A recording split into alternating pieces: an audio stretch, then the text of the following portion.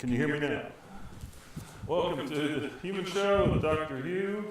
Glad you could join us this week. We're here to answer your questions about installation, propane, natural gas, gasoline. And if we don't know the answer, we'll make it up. That's our motto. So a flame of knowledge is lit, and we're ready to start taking questions. Remember, you can type them in. We should be on Facebook and YouTube, right, Brian? That's right. So here we are broadcasting from World Headquarters, downtown Summersville, West Virginia, on Main Street. We are a Main Street company, Main Street, USA. Having no demonstrations today. Everybody's afraid anymore. I blew up too many things and caught stuff on fire. So I've been relegated to my little putrid flame, which actually is not so putrid. Anyway, we have some customer mail, we have live questions, and we have some other filler of some sort. So, let's get things underway. Mr. Producer, what do we got going? What do we got going? What do we have going? Got going. I don't realize what it's now. But I heard that smart guy in Big Bang say something wrong. I called him. What's his name? Leonard? No, not Leonard. Sheldon? Poor grammar. See, I caught it on one of his episodes. It's like, ooh. He said, what do we got? Instead of what results do we have? He said, what do we got? So anyway. All right. You can't help the subculture of debasing language that drags you down. Can I do my quiz? Can I do that? Yeah. I'd like to give away a free engine meter every week if someone can answer a logical question that I've devised. But anyway, what? Have at it. I'm just working with your audio here. Oh, okay, cool. Where do you want to start? Where do you want to start? You're in charge. You are the producer / director. Yeah, go ahead. Do what? What am I doing? I thought you had something you're going to go over. Oh, I thought you had questions or something. I have some. All right, we'll go to customer mail. I'm not sure that they can hear you very well. That's what I was They can't hear me? I got an echo. I got a green light, I think. How about that? I see a 1 now. Now it's red. Okay. That looks green. Can you hear me now? Yeah, I got it. If anybody wonders why I do that, I'm colorblind.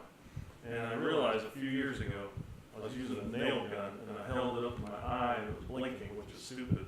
Not the blinking part, but the gun in my eye.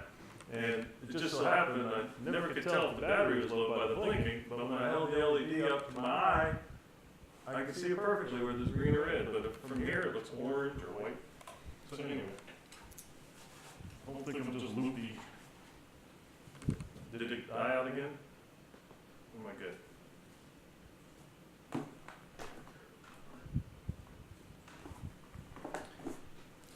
All right, well, let's do customer mail. Here we go. Am I? Can you hear me now? All right, so we do have one customer mail here. This actually came in from Sean. It says, does the dedicated kit produce more power than the snorkel kit? So we had, identical, because they both are the same spot. They're at the sweet spot of the Venturi, so both will give you full power. So, samey.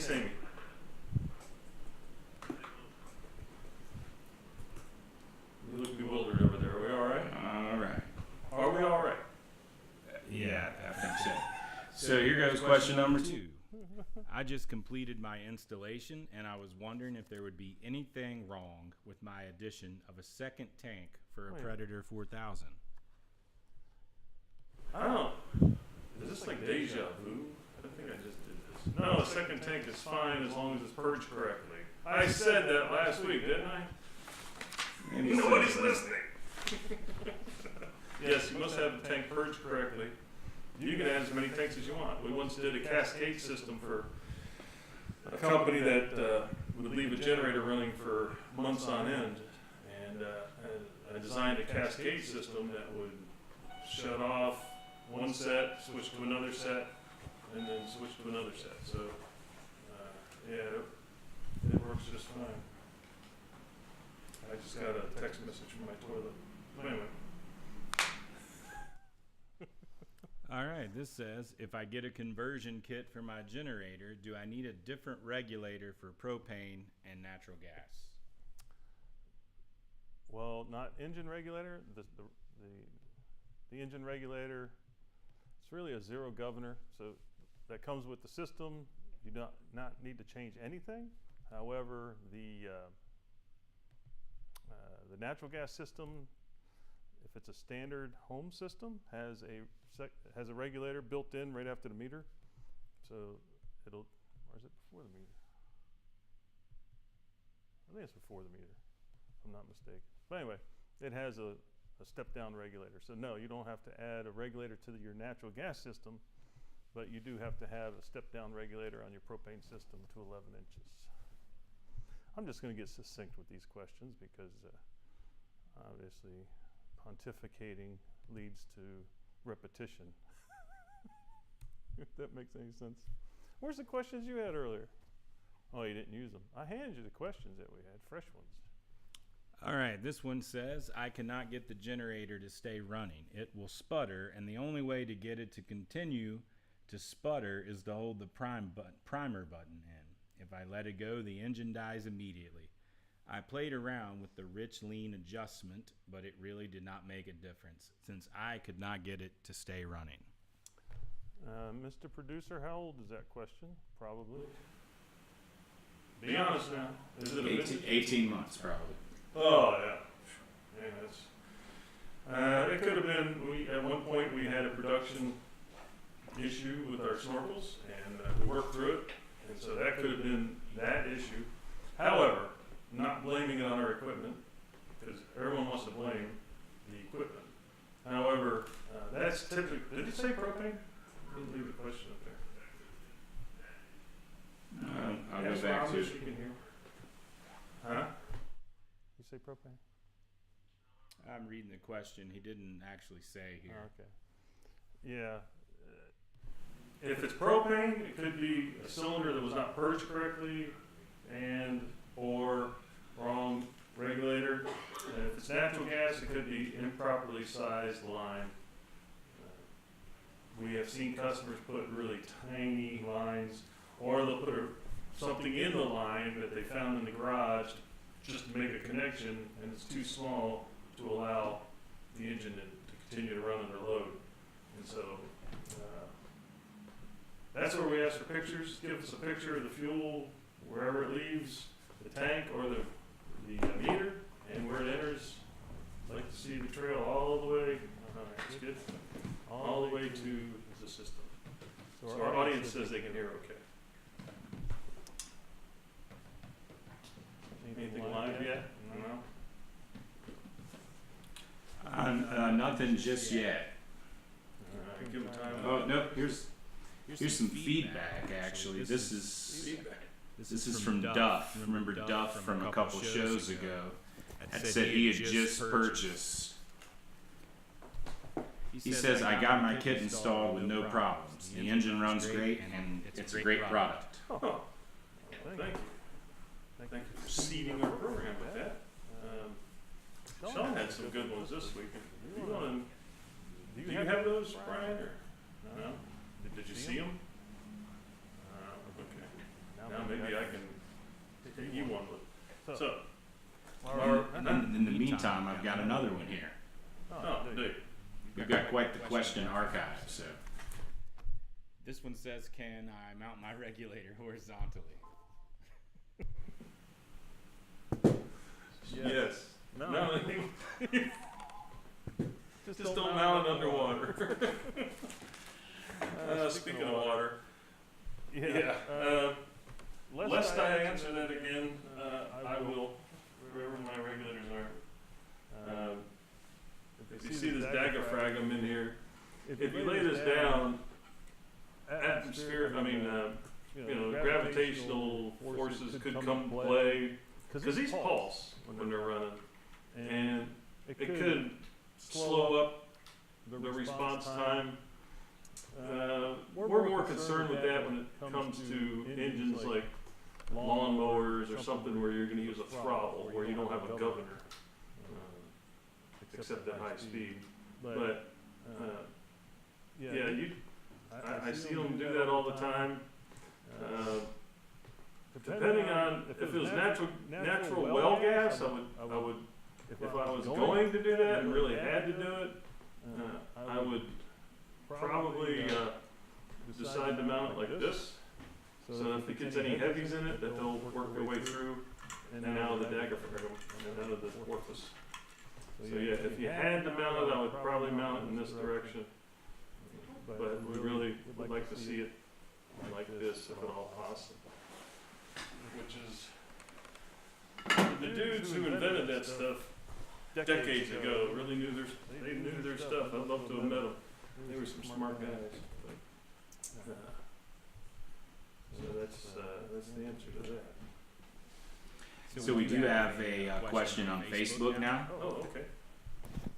So the question is from Mark. Mark says, I love your products. Do you make a kit for the Honda EU 3000 IS? And the answer is IS, yes. We do all the Hondas except the 7000. We do have the system designed for it. We just haven't released it yet. Because we have to get the electronics. There's an electronic component required that we have to get manufactured. And we are quite busy manufacturing other products that are taking up more of our time at this point. But soon to come. Yes, the 3000i would definitely.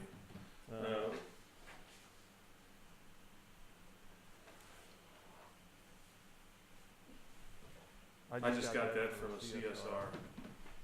It's a 3103 kit. So Dr. How about we'll post the link to it in our comments. Hey, we're going to post a link to that in our comments. I think that would be cool. What do you think? I think it would be very modern of us to do that. Wouldn't it be kind of cool? I don't know if I like modern. You know, we got people hacking, cyber crime, and oh man, I remember the days. Anyway, passwords. So, all right. how many? Can I go to my water? I want to do my water. Okay. We'll do my water. Let's do it. This is me. This is one of my. I thought about this the other day. You know, I'll wake up in the morning with these goofy questions in my head, and I need an answer. So, if you can answer this question before we get off the air, you get a free engine tech helmet. Is that good? Can you see it? Okay. All right. You have a vessel of water. All right. Water. All right. Now, you have a water jug, and I'm not a good drawer per se, but you have a water jug, and I think don't they do like that? Yeah. So you got a water jug, and you completely fill this water jug with water. Water.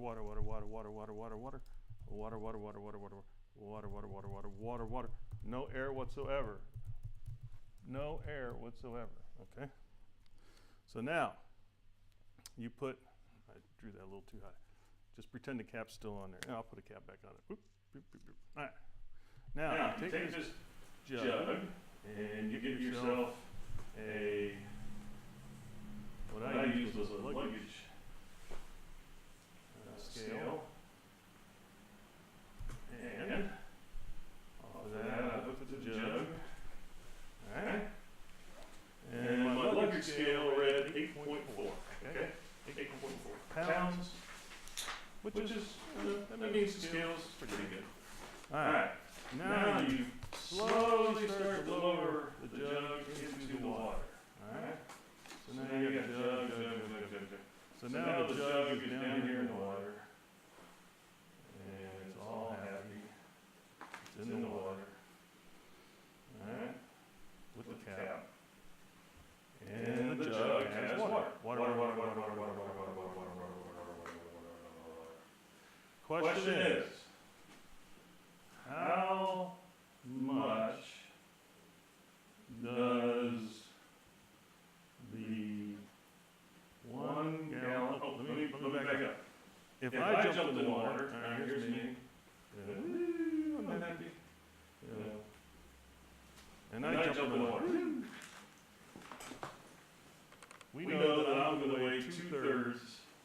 of my weight.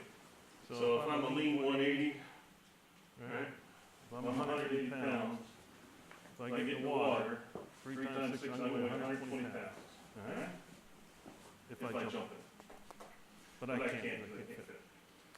Now, by the way, on the moon, you 1/6 of your weight, so I only weigh 30 pounds on the moon. So, you lower the jug in with the scale. All right? So now, you get the scale out here. All right, here's the scale.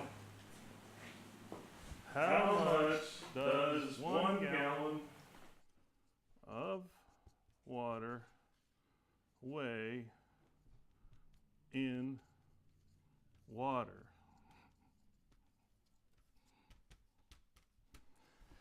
Now, I know what you're thinking. Dr. Hew, get a life, bro. Well, answer this question, you get a free engine tachometer. But you got to do it before the end of the show. How much does a gallon of water, I guess I should be A, how much does, since we're moved on, how much does a gallon of water weigh in water? And that's it. That bothered me for a period of time, but I know the answer now. Actually, I need to know how much it would weigh and why. Yeah. All right. So where are we at? Or where are we at? What do we got? What do we got? I'll do the Sheldon thing. What do we got? All right, I'm just checking the social media channels here. He vetoed your questions? No. Well.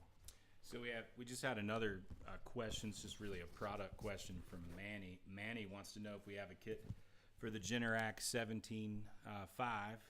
Yes, sir. I'm posting the link to the correct kit here. Actually, sorry. Ooh, boy, I'd like to answer that. Can't do it though. Waiting for that call for a week. All right. Yes. Which one was the one we put on the load bank that we videoed? Was it a 17.5 or a 15? I can't remember. I'm thinking it was a 17.5. We have a video somewhere where we loaded up. This is either a 15 or a 17.5 on our load bank, and we showed. I'm thinking we got almost full power out of natural gas. It was amazing. But yeah, we have a 2-barrel. Hey, wait a minute, I got it here somewhere. Where's he at? Man, I had it here. Somebody stole my snorkel. Sean, you want to get us a snorkel for a 17.5? Do we have one back there? If not, bring me a reasonable facsimile. Why are you still on the board? Don't want people to look at me? I like that question. That's a cool question. Get ready for a wild ride. All right. So yes, Manny, we have one for 17.5. It is a 30.016. And link in the comments. And a link in the comments. 3016. Is it 3016 out of 17? Chuck it here. Chuck it here. This is our. Yeah, I'm sure this is our 2-barrel motor snorkel. Oh, there it is. See, it's our 2-barrel motor snorkel.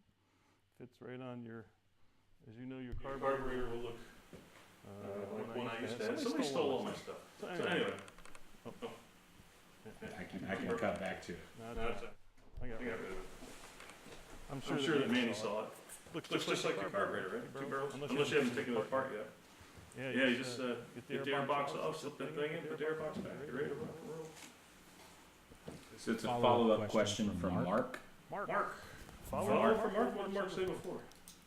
He's the one that was looking for the kit for the Honda 3000. Okay, Mark, what's up? So Mark says... So this is a remark.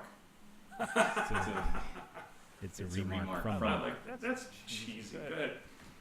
Okay, he says he's in Colorado. Oh, man, I wish I was in Colorado. Is it snowing? He says he assumes that the carburetor jet size would need to change for altitude. Oh, I'm glad you brought that up. Which is interesting. Because the question actually is for elevation. Altitude is when you're flying, right? Elevation. Yeah, and what altitude do airplanes fly? What elevation if you fell down a mountain would you get hurt? What? Andy says it's snowing. Hey! Oh man, I love snow. Anyway, Mark, there's a calibrator that comes with the system, and it allows you to adjust the mixture for perfect stoichiometry in your area. I lost my board camera. So yes, because how many feet? Well, tell me how many feet you're at. Wouldn't help me too much, but as you know, the higher you go in elevation, the less air pressure you have, and so you will have to lean it out. But yeah, and unlike gasoline with the jet, you're stuck at. The jets usually, the jets that we get for Yamaha and others are 0 to 2,000 feet, right, Sean? And then 2,000 to 5. I think that's as high as they go. I believe. Other manufacturers may have other jets, but just think you're stuck with that, that jet or this jet. Whereas with the load block calibrator, it calibrates for elevation, air pressure, even to some degree temperature, but it gives you perfect adjustment, perfect control. No, it's inconsequential, but Mark is at 8,200 feet. Oh man, you just made me more jealous and more jealous. You know, a question I have for him is, I always wondered at that elevation how hard it is to make a good cup of coffee. Because it's just, water boils at a lower temperature up there. And they got to adjust their cake mixes and all that. But they say on Pikes Peak you can wash your hands in boiling water because it boils at such a low temperature. Just like this. Look, this boils at 44 below zero. You can't see it unless you had the camera set right. But there's actually a boiling activity going on with the propane in there. But anyway, yeah, this is going to get you the best mixture possible, best power possible on any fuel. Propane or natural gas over gasoline because you're stuck with a jet. Unless you haven't hit the elevation where that jet's perfect, you're just not going to get it out of anything else. Maybe diesel with computer feedback. But so Mark, appreciate your questions. Let's say 3,000 I.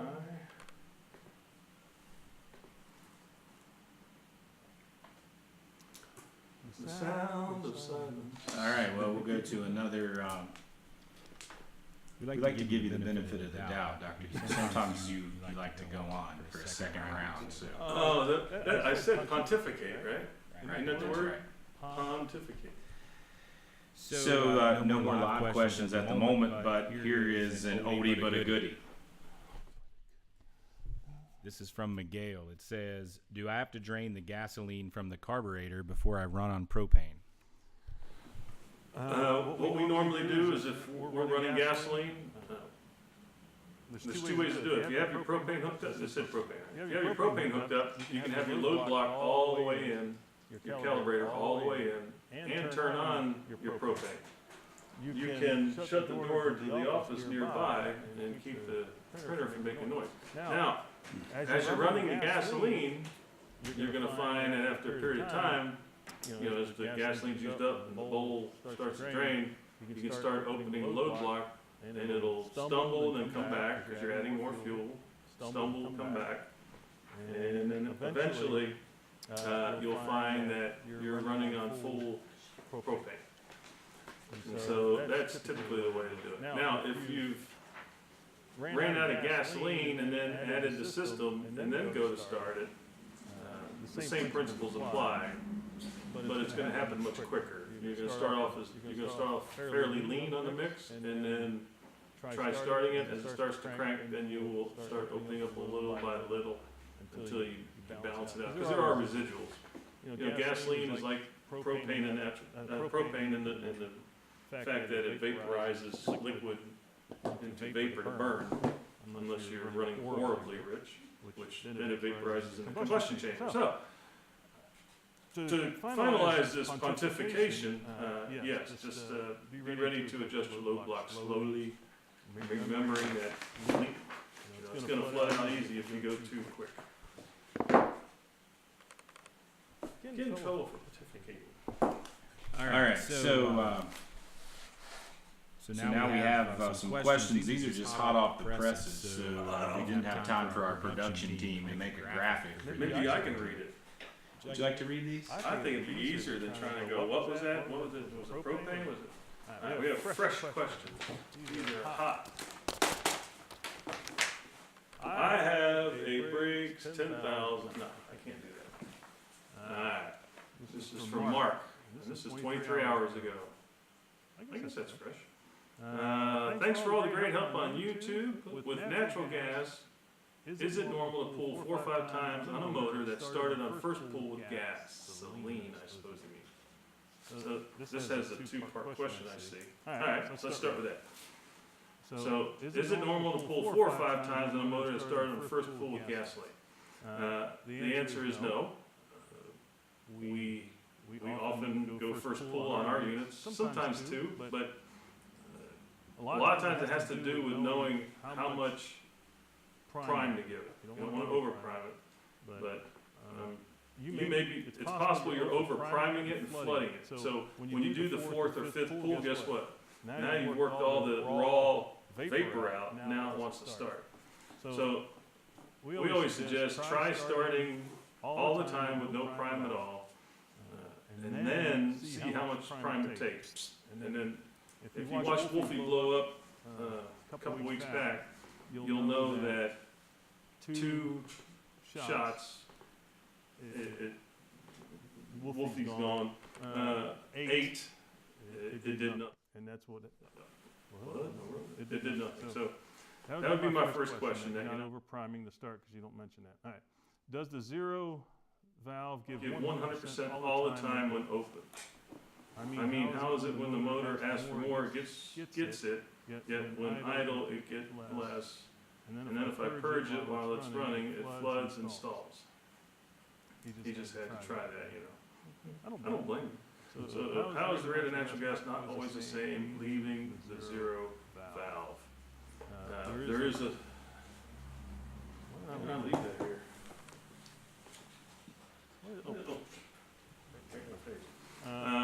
There's a diaphragm that pulses based on engine speed and load, and the more load you have, the more it'll pulse and deliver more fuel.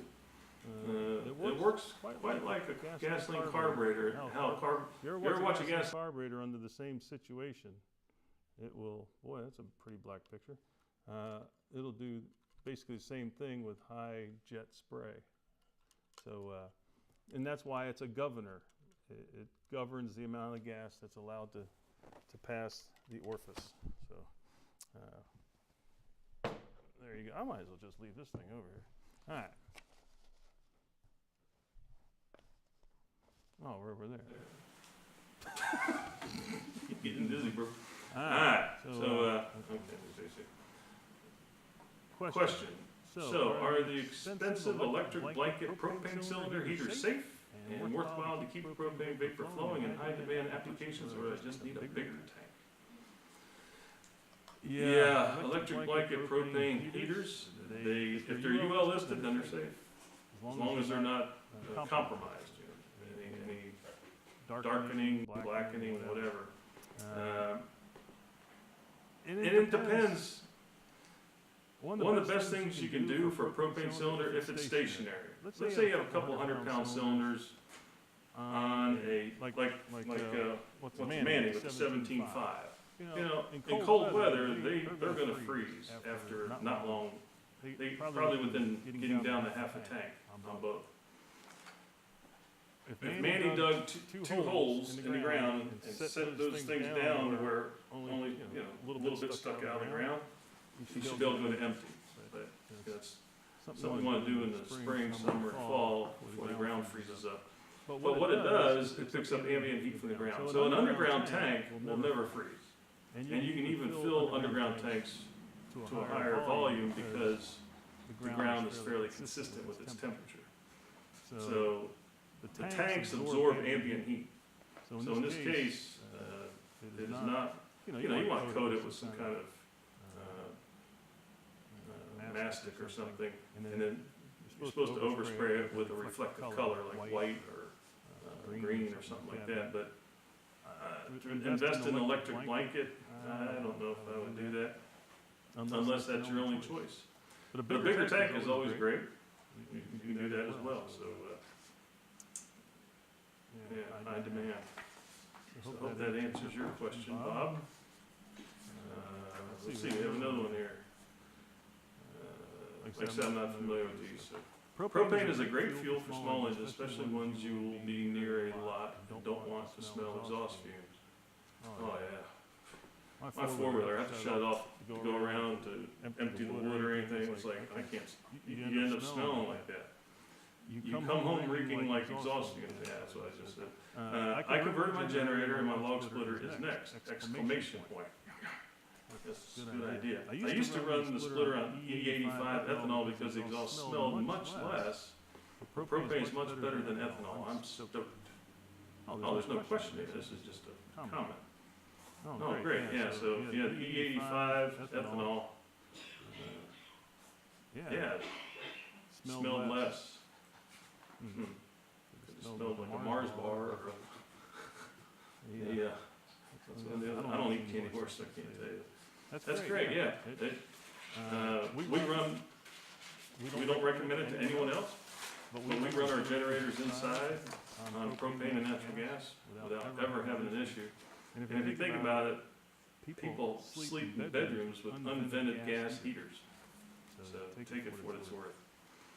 All right, but don't do it. All right, question. Love the new set. Has anyone ever thought of adding a thermocouple to the exhaust of a generator to cut off the gas flow in case the generator stops running? Would this be a worthwhile modification? Well, sir, our zero governor is going to shut off the gas flow in case the generator stops running anyway. Oh, sorry, I put it over here. Again, this is a zero governor. It requires the engine running for the diaphragm to move and allow gas to flow. And so the NFPA, not National Fire Protection Agency, considers this a shut-off device. So you already have a shut-off device. However, I like the, what I would add, I don't know. I want to have fun, add a power pile. You know, thermocouples only put out less than a volt, like 0.75 volts. Power piles, you can get up like a 350 milliamps. Or 0.75 volt. Yeah, I think you get it 3.5 volts up. It's been a long time. Because power piles are nothing but thermocouples all in an array in a circle. They're the ones that have the bigger, they look bigger, they're not just the thin little ones. And they put out more energy. But, yeah, I mean, if you couldn't hear your generator, you could put a thermocouple on it with an LED that when the generator stopped running, the thermocouple would cool and the LED would go out. I mean, there's stuff like that, but you wouldn't need it to shut down the gas flow, no. It's already safe with our zero governor. I like those questions. Is this one too? Oh, I got one more. Is that all right? Huh? That battery died. Here you go.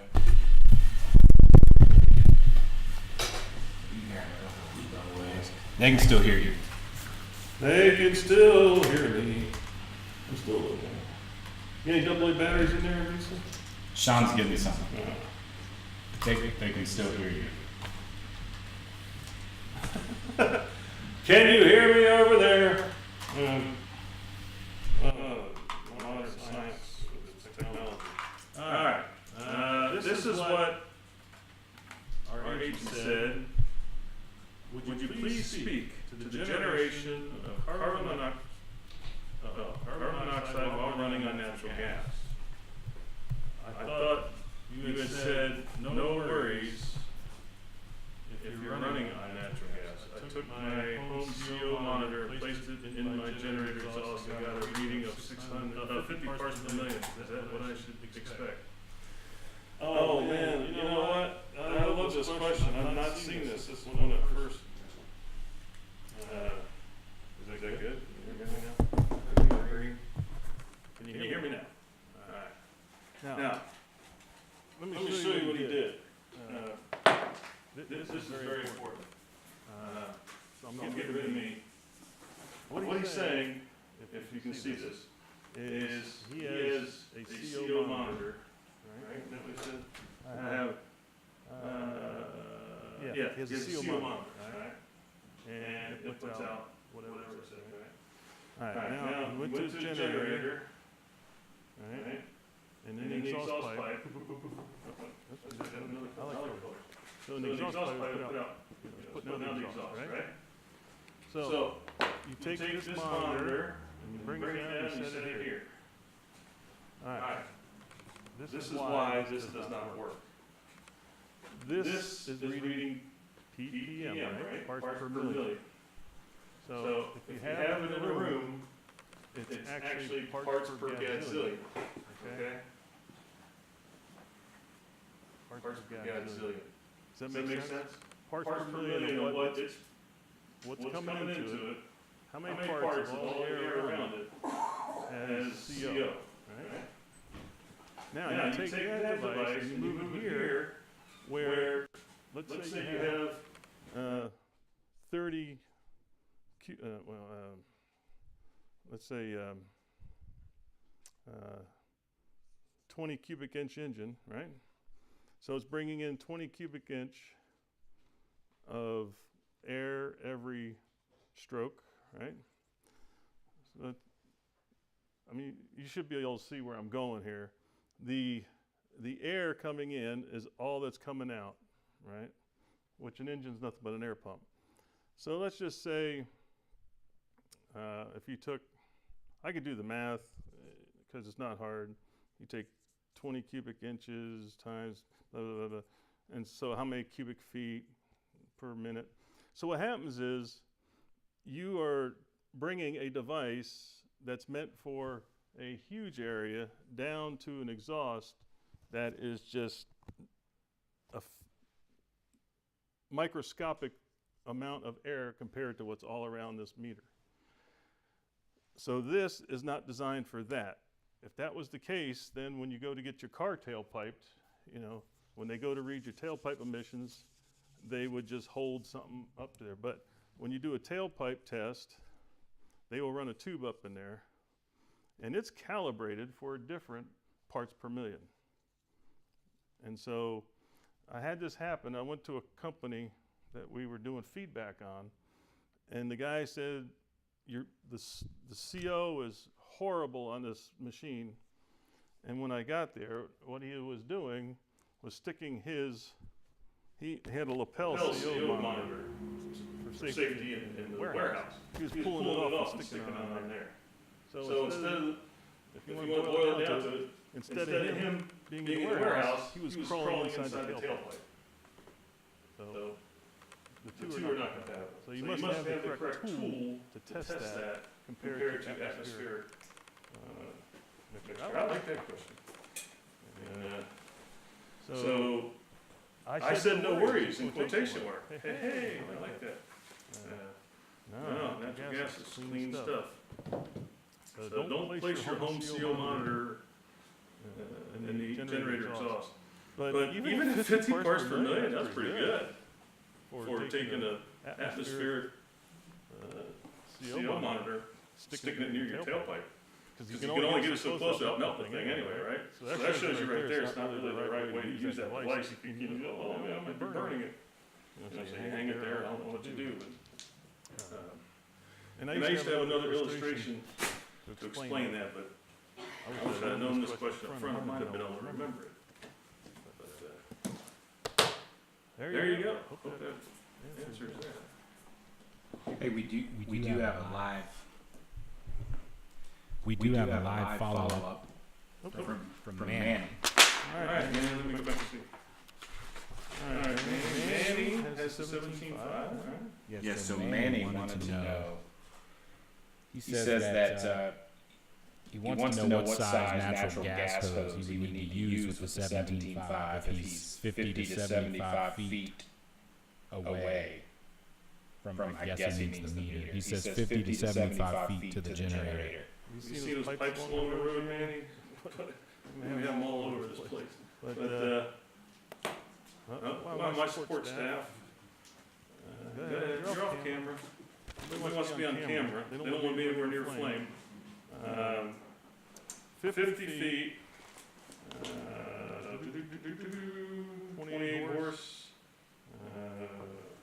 Wait, there's some more information came in. Because I had commented back to Manny and asked him how far away he is from the meter. He said 50 feet.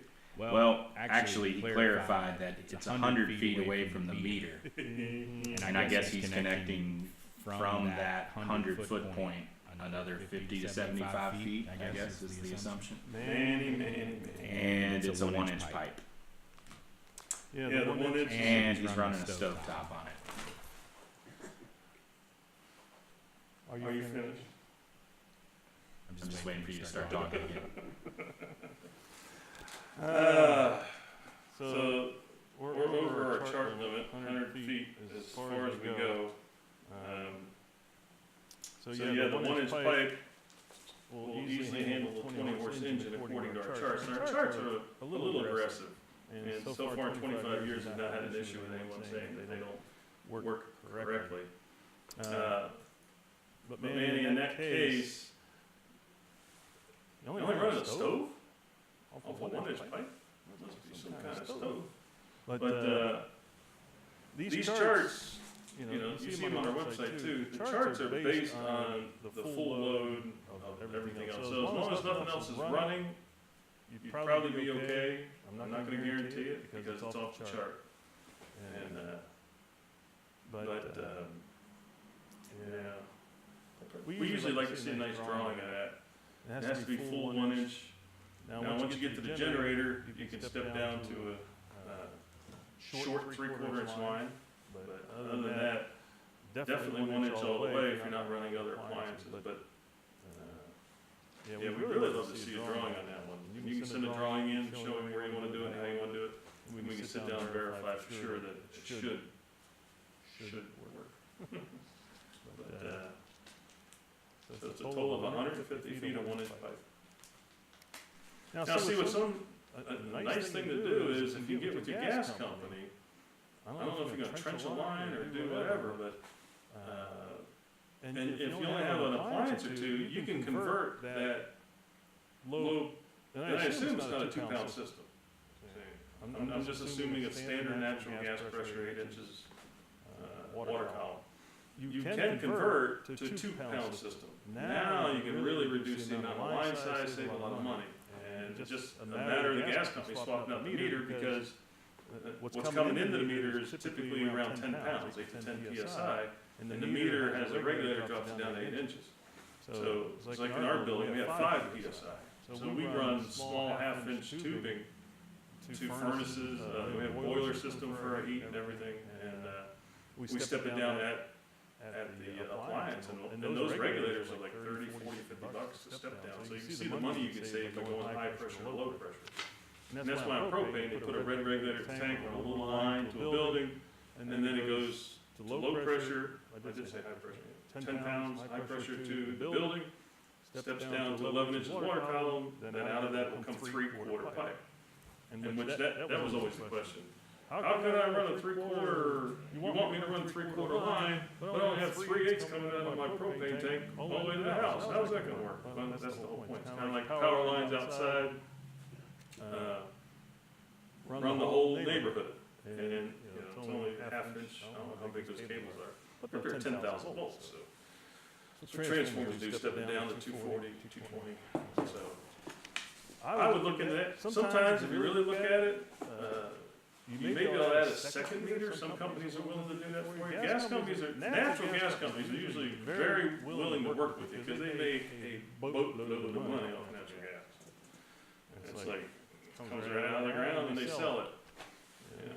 It's kind of like selling possums, you know, they come out of the ground and grab them and sell them. I mean, it's just, so there's other ways of doing it. You can either convert that 100-foot run to 2 PSI and then step down, continue the 2 PSI to the generator, and then you just have one step down regulator there and one step down for the rest of the system, your stove, whatever you have, and you may be able to save yourself some bucks. And if you calculate the difference, you could end up saving $400 or $500 maybe. And so if you save $400 or $500, I'm sure you want to share 10-20% of that with the guy who gave you the idea. So it's, info@uscarb.com. I hope that helps you out, Manny. I appreciate all your questions. That's what we're here for. That's what we like. So we do have another, I guess I would consider this a question. More of a request, I guess. Please send us batteries. Just send us batteries. That's all. Dr. Hew, could you please be nicer to your producer? No, this question comes from Sandy. Give me a meaning, baby. This is on Facebook. And this may take a little research and be maybe a future week discussion, but Sandy says, from a nut job, and I think he meant to say a fellow nut job, can you build me a Garrett electrolytic carburetor so I can run on water? And then he provides a patent number from 1935. So maybe we'll look into that. He's probably thinking of my Stirling engine running off the cupcake. But so no, I can't build anything. I don't understand that question. You have to show me that in print. We'll take a look at it, Sandy, and get more information. Yeah. A Garrett? I have to look that up. I know what a Stirling is, but I don't know what a Garrett is.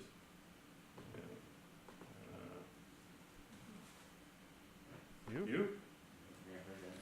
My senior tech doesn't know what Garrett is either. We have Garretts and regulators, but I don't know if that was related.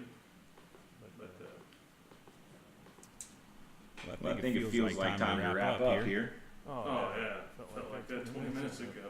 All right, enjoying the show though. I'm glad we had some folks checking in.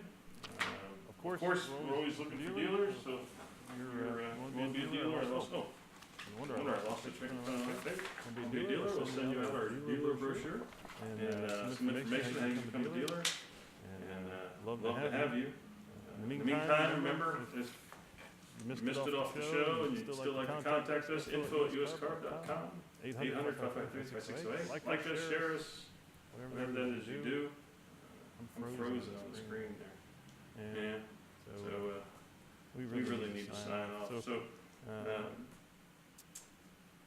again, thank you for joining us on the Dr. Hew Show, and hope you can be back next week. And like my niece told me, no matter what you do, please be a nice human. Goodbye. See you next week.